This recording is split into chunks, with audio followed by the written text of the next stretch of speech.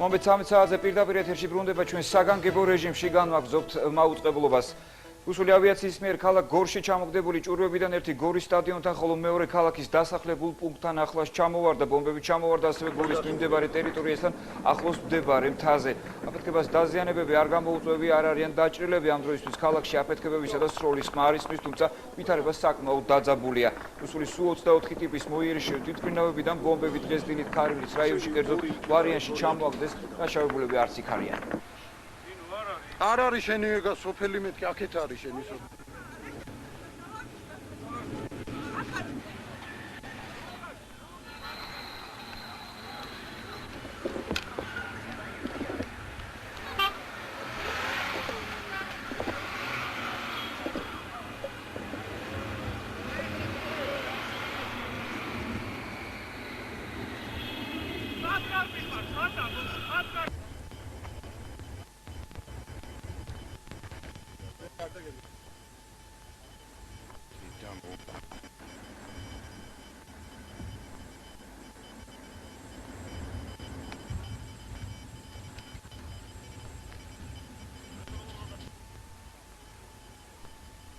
საქართველოს მთავრობა რუსული Su-24 ტიპის მოიერიში ბომბდამშენების მიერ გორის ტერიტორიაზე ჭურვების ჩამოგდებას პირდაპირ აგრესიით აფასებს. ამის შესახებ საქართველოს შინაგან საქმეთა სამინისტრო იუწყება. სამინისტროს ინფორმაციით 8 აგვისტოს დაახლოებით 11 საათსა და 30 წუთზე საქართველოს საჰაერო სივრცე დაარღვია 4 რუსულმა მოიერიში ბომბდამშენმა, რომელმაც ქალაქ გორის ტერიტორიაზე რამდენიმე ჭურვი ჩამოაგდეს. მსხვერპლი არ არის.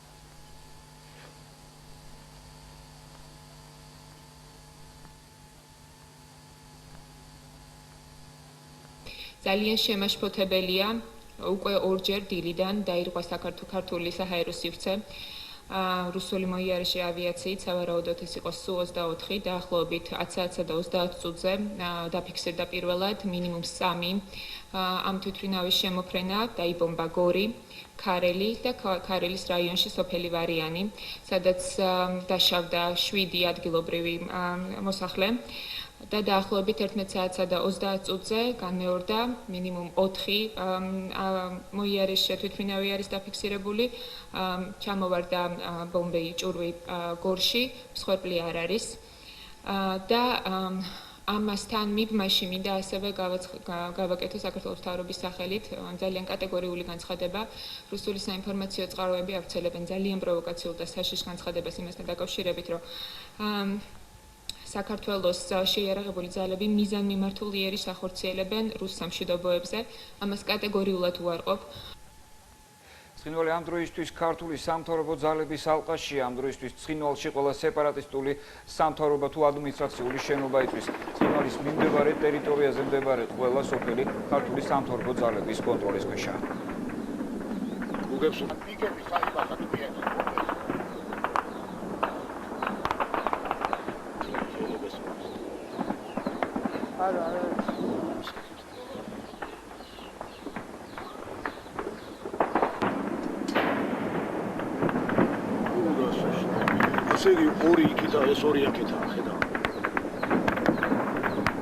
საქართველოს პრეზიდენტმა საქართველოში რეზერვისტთა საყოველთაო მობილიზაცია გამოაცხადა. მიხეილ სააკაშვილი რუსეთს ფართომასშტაბიან სამხედრო აგრესიაში ადანაშაულებს და მშვიდობიანი ქართული სოფლების დაბომბვის შეწყვეტისკენ მოუწოდებს. ძვირფასო თანამემამულე. როგორც იცით, გუშინ სეპარატისტების მიერ თამარაშენის და სხვა ჩვენ კონტროლქვეშ ყოფი სოფლების დაბომბაზე საპასუხოდ ჩვენ გავხსენით ცეცხლი და გადავედით შეტევაზე. მე მინდა ჩაგაბაროთ გუშინდელი ღამის ანგარიში. გუშინდელი ღამის განმავლობაში საქართველოს ძალოვანმა სტრუქტურებმა განთავისუფლეს წინაგარის რაიონი მთლიანად, ზნაურის რაიონი მთლიანად, სოფელი დმენისი, რომელიც იყო ერთ-ერთი მთავარი ცენტრი და ყველა დიდი სოფელი ამ რეგიონში, სოფელი ღრომი, სოფელი ხეთაგუროვო და ალყა შემოარტყეს ქალაქ ცხინვალს. ასევე განთავისუფლებულია ქალაქ ცხინვალის უმეტესი ნაწილი და ამჟამად ბრძოლები მიმდინარეობს ქალაქის ცენტრში. მიტანილი იქნა შეტევა ხეობაზე როგორც ქალაქ ცხინვალის მხრიდან, ასევე კოლონის მხრიდან, რომელიც შემოვიდა რუსეთის ფედერაციიდან და მოიტანა შეტევა ჩილოეთის მიმართულებიდან. ამგვარად ამ ეტაპისთვის სამხრეთ ოსეთის ტერიტორიის უმეტესი ნაწილი განთავისუფლებულია და იმყოფება საქართველოს ძალოვანი სტრუქტურების კონტროლ ქვეშ. ამავე დროს მე მინდა გავაცხადო მთელი მსოფლიოს გასაგონად. საქართველოს წინააღმდეგ ხორციელდება ფართომასშტაბიანი სამხედრო აგრესია. ბოლო წუთების განმავლობაში, ბოლო საათების განმავლობაში განხორციელდა დაბომბვა საქართველოს ტერიტორიის რუსეთის ფედერაციის მხრიდან და დაიბომბა დასახლებული პუნქტები, მშვიდობიანი ობიექტები და ეს სხვა არაფერია თუ არა კლასიკური საერთაშორისო აგრესია. მე მინდა მიმართო მსოფლიო საზოგადოებას. მე მინდა მიმართო რუსეთის ფედერაციას. დაუყოვნებლივ შეწყვიტოს საქართველოს მშვიდობიანი ქალაქების დაბომბვა. საქართველოს არ ყოფილა ინიციატორი ამ კონფრონტაციის, მაგრამ საქართველოს თავის ტერიტორიას არ დათმობს, საქართველოს თავის თავისუფლებაზე უარს არ ითხოვს. ჩვენ გავაკეთებთ რამდენიმე ათეული ათასი რეზერვისტის მობილიზაცია, რეზერვისტთა მობილიზაცია გრძელდება და ძალიან მნიშვნელოვანია. ამ სამშობლოსთვის ძალიან მნიშვნელოვანი ძნელბედობის ჟამს. როცა წყდება საქართველოს მომავლის, საქართველოს თავისუფლების, თითოეული ჩვენგანის მომავლის თავისუფლების და ბედი იმისა გვექნება თუ არა სამშობლო. ყველანი დავირასმოთ. არ შეგვეშინდეს. არ შეგვეშინდეს არც ბომბების, არ შეგვეშინდეს არც მათი შეტევების. ჩვენ უფრო მეტნი ვართ. ეს ჩვენი სამშობლოა. ჩვენ ვიცავთ ჩვენ ქვეყანას, ჩვენ ვიცავთ ჩვენ სამშობლოს, ჩვენ ვიცავთ საქართველოს, ჩვენ ვიცავთ საქართველოს მომავალს. ჩვენ ყველანი ერთად, ასობით ათასი ქართველი უნდა დავირაზმოთ და გადავარჩინოთ საქართველოს. ჩვენ ვართ თავისუფლების მოყარე ერი და თუ ერი ერთმუსთან შეიკრება, ვერანაირი აგრესორი, ვერანაირი გარე ძალა მას ვერაფერს ვერ უსავს. უნდა გავძლოთ და აუცილებლად გავიმარჯვოთ. მე მოუწოდებ ყველას მობილიზაციისკენ, მე ვაცხადებ საყოველთაო მობილიზაციას საქართველოში, ვაცხადებ რეზერვისტთა საყოველთაო მობილიზაციას, ყველა უნდა გამოცხადეს დაწვევის პუნქტებში, ყველამ ერთად უნდა გადავარჩინოთ ჩვენი ქვეყანა. ჩვენ აუცილებლად გავიმარჯვოთ. იმიტომ რომ ჩვენ ვიცავთ ჩვენ სამშობლოს, ჩვენ საქართველოს და საქართველოს დამარცხებელი ძალა, თავისუფლების დამარცხებელი ძალა, თავისუფლების მოყარე ელის დამარცხებელი ძალა. როგორი თვითფინაებითაც არ უნდა შეიყოს შეერაღებული, როგორი ტანკებითაც და როგორი რაკეტებითაც. მაინც ვერ მოგვერება თუ დავდგებით ყველანი, მაგრამ თუ დავდგებით ყველანი ერთად. გაუმარჯოს საქართველოს. ღმერთი იყოს ჩვენი ქვეყნის, ჩვენი სამშობლოს, საქართველოს და თითოეული ჩვენგანის ფარველი. სენაკის მეორე ქვეითთა ბრიგადის ბაზაზე რეზერვისტებმა შეკრება დილიდან დაიწყეს. სენაკში სამეგრელოს ყველა რაიონიდან მოხალისეებიც მივიდნენ. სენაკის ბაზაზე 10,000-ზე მეტი რეზერვისტი შეიკრიბა. რეზერვისტთა რიგებში ოპოზიციური პარტიის წარმომადგენლებიც ჩადგნენ. ამ დღისთვის ნებისმიერი ქართველი ყოველთვის უნდა იყოს მზად, რა თქმა უნდა ჩვენ პატრიოტული სულისკვეთება გვამოძრავებს და განწყობა შესაბამისად საბრძოლო განწყობა სრული ამ სიტყვის მნიშვნელობით.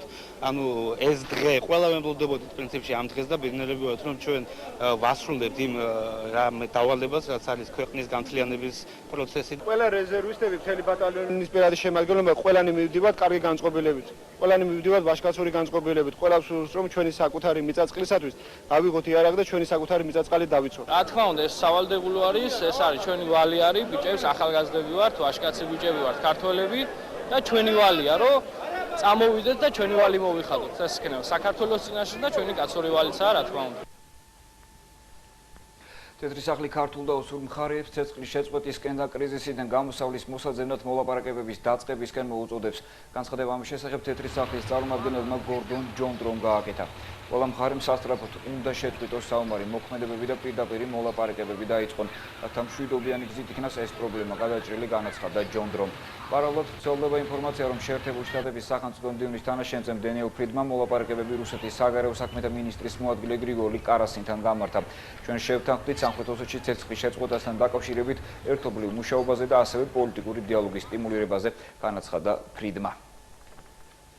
საქართველოში აკრედიტებული თითქმის ყველა საერთაშორისო ორგანიზაცია და ელჩი ამ დროისთვის საგარეო საქმეთა სამინისტროში იმყოფება დიპლომატიური კორპუსი ცხინვალის რეგიონში გამთავრებულ მოვლენებთან დაკავშირებით საგარეო წყების ხელმძღვანელს ეკატერინე ტყეშელაშვილს ხვდება. აღსანიშნავია, რომ შეხვედრას არესტრება საქართველოში რუსეთის ელჩი ვიაჩესლავ კოვალენკო. თეიკო ანჯაფარიძე ისაუბრებს საგარეო საქმეთა სამინისტროდან პირდაპირ ეთერში. თეიკო, მოგესალმებით. მოგესალმებით, ნუგზა, შეხვედრა უკვე დასრულებულია. დიპლომატიური და საერთაშორისო ორგანიზაციის წარმომადგენლები ნელ-ნელა ტოვებენ საგარეო საქმეთა სამინისტროს. კეთდება კომენტარებიც, ისინი აცხადებენ, რომ მომხრეები არიან, მხოლოდ რომ კონფლიქტი დარეგულირდეს დიალოგის გზით. მინდა შეგახსენოთ, რომ ანალოგიური შეხვედრა უკვე გუშინაც გაიმართა. საგარეო საქმეთა სამინისტრომ დაიბარა საქართველოში აკრედიტირებული დიპლომატიური კორპუსის ყველა წარმომადგენელი და გააცნო კონფლიქტის ზონაში მიმდინარე მოვლენები. ისიც უნდა აღინიშნოს, რომ არც გუშინდელ შეხვედრაზე, ისევე როგორც დღევანდელ შეხვედრაზე არ გამოჩენილა ვიაჩესლავ კოვალენკო. თეიკო, გმადლობთ, დროებით გემშვიდობებით ველით შენ განუახლეს ინფორმაციას. ჩვენმა გადამღებმა ჯგუფმა კი კონფლიქტის ზონაში მუშაობა ცეცხლის გახსნისთანავე დაიწყო. 2 დღის განმავლობაში ვერ ხერხდებოდა მომის კორესპონდენტებთან დაკავშირება, რომლებიც სოფელ ავნებში იყვნენ. დღეს ისინი ყვებიან, რომ მძიმე ღამის შემდეგ სროლი ავნევსა და ნულში დილიდან ისე ვისმოდა, თუმცა მოსახლეობა დღეს უკვე იმედიანად არის, რადგან მათ მიიღეს ინფორმაცია, რომ კონფლიქტის ზონაში სტრატეგიულ სიმაღლეებს ქართული მხარე აკონტროლებს. ფრონეს ხეობის 2 სოფელი ავნები და ნულიგუში 12 საათიდან მთელი დღე ღამის განმავლობაში ინტენსიურად იბომბებოდა სეპარატისტები. 125 მმ-იანი ნავთობსნებიდან ისროდნენ გამოყენებული ყველა სახის სრულკალიბრიანი იარაღი. ტურის ნავთობები, რომლებიც მოსახლეობამ დაბომბების შემდეგ საკუთარი ეზოებიდან ამოიღო რუსული წარმოებისა. სეპარატისტების ძირითადი სამიზნე ქართულ სამშვიდობოთა ბაზა იყო, ბომბები სოფლებში წვიოდა. დაბომბვის დროსა და სროლის შემდეგ მოსახლეობასთან არცერთი რუსი სამშვიდობო აღარ გამოჩენდა.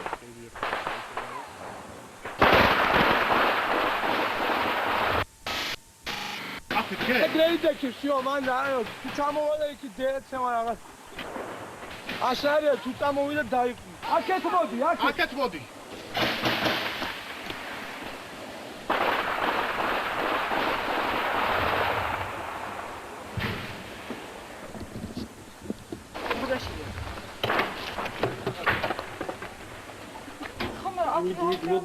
Modi, nu gişin. Ეხლა. იმ წუთში. დაინგრა სახლი სერიოზულად. სახლი არ დაინგრა. არ არის დანგრეულ კედლებია მოხრედილი და სულ ჩამოწოლილი კედლები და ისინი. ვინმე ხო არ დაიჭრა მოსახლეობა? არავინ არის, სახლში არავინ არ იყო. გარეთ ვიყავ. ანუ ეს ჭურვის ნამსხვრევია. არ ვიცი რის არის, აგერა. ქართულ ჟურნალისტებს დღეს კიდევ ერთხელ გაუხსნეს ცეცხლი ცხინვალის კადრების გადაღების მცდელობის დროს მომის გადამღებ ჯგუფს, რომლებიც ამ დროს ერგნეთში იყვნენ, სნაიპერებმა ცეცხლი გაუხსნეს.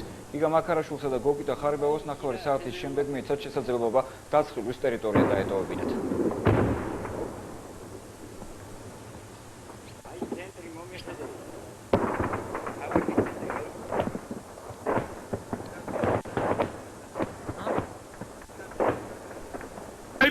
Sniperия. Dar gigushi. Sniperия.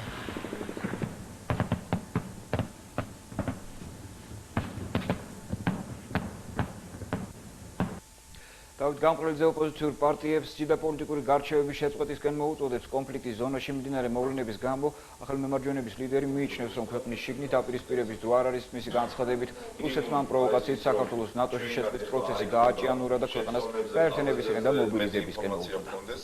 დღეს, როდესაც ასეთი საკმაოდ რთული სიტუაციაა შექმნილი ქვეყანაში, მე მიმაჩნია, რომ შიდა პოლიტიკური გარჩევების დრო არ არის. ყველა ასეთ სიტუაციაში ეს არის დაუწერელი კანონი. შიდა პოლიტიკური გარჩევები და დაპირისპირებები წყდება. აქედან გამომდინარე, მე ახალი მემარჯვენეების სახელით მინდა გამოვაცხადო მორატორიუმი ხელისუფლებასთან დაპირისპირებაზე და მოუწოდა ყველა პოლიტიკურ პარტიას, ყველა ოპოზიციურ ძალას, რომ შევწყვიტოთ ეხლა შიდა გარჩევები. იმედია, საომარი მოქმედებები მალე დასრულდება.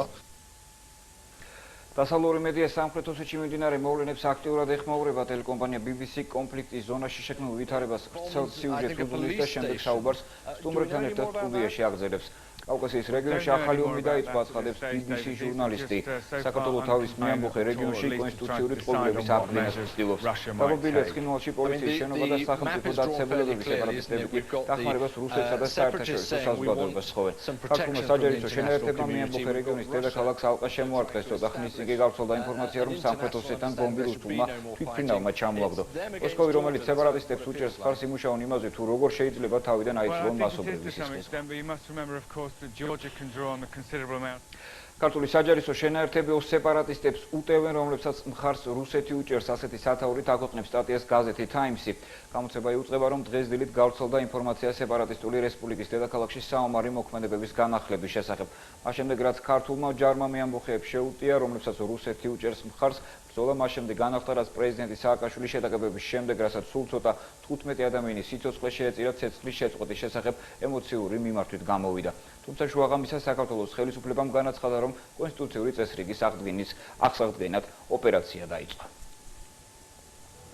მომდევნო ამ დროისთვის დასრულებულია ჩვენ საგანგებო ფორმატით მუშაობთ 14 საათზე დაბრუნდებით პირდაპირ ეთერში.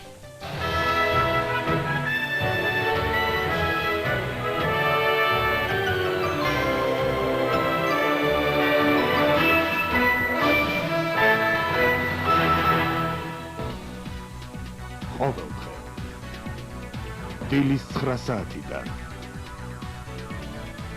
უახლესი ინფორმაცია